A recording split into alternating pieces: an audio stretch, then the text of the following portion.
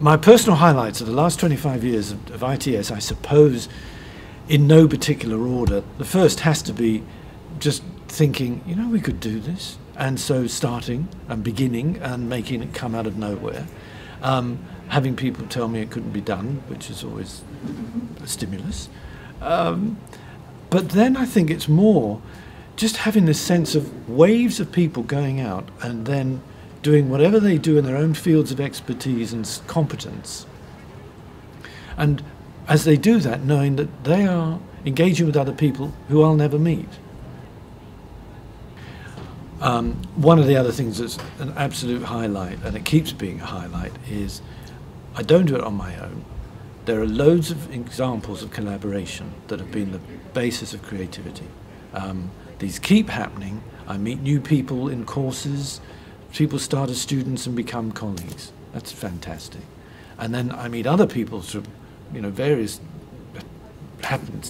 ways, and something new is born. And that is probably one of the biggest highlights of all, making it possible that what NLP has to offer can go into different fields, and I can learn from others, and they can learn how what they do is absolutely exportable, and other people can learn it too. Those are probably the biggest highlights. And the other thing is, I guess, just knowing there's a group of people who I'm working with consistently over time. And that means that we have our ups and downs. It's like a family, you know, there are rows and so forth. But we're doing something and we do it rather well. And everybody does it rather well. There's a commitment to quality.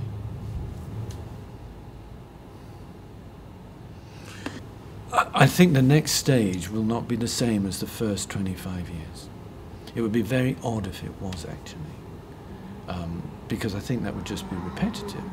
So I think what's going to happen is, in a strange way, this experience I referred to during the day of feeling kind of liberated recently, that you've done 25 years, you can do what the hell you like, and you can pivot anywhere on that basis. So there are new possibilities that come out of that. They involve working with new people.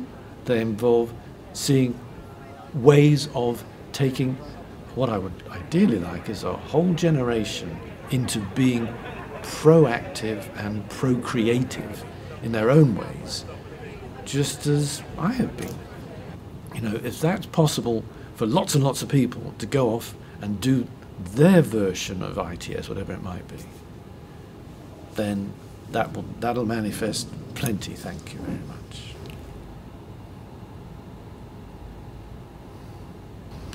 I'm particularly looking forward in 2013, at this moment, to a couple of things. One is starting to bring neuroscience mainstream, to make it something which is just available. You can go and get it. You can understand this. You don't need to be a brain surgeon, but it'd be kind of handy, seeing as how you've got a brain, to understand something about it. So that is one big piece for 2013. The other piece is having people understand they have their own inner wealth and how they can manifest that in practical projects. And that's something that I will be very involved in doing, specifically with Adrian. Yeah, those are probably the two biggest ones I'm aware of right now.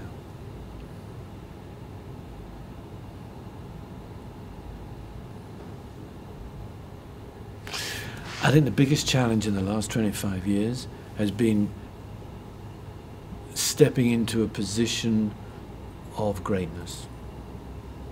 It is far easier to facilitate others to do stuff which you see them really good at doing. But to recognize that actually, no, you really need to do your own version of what you bring is much more challenging, because it means you have to open up, you have to be fuller and bigger, and you have to acknowledge that you are that big.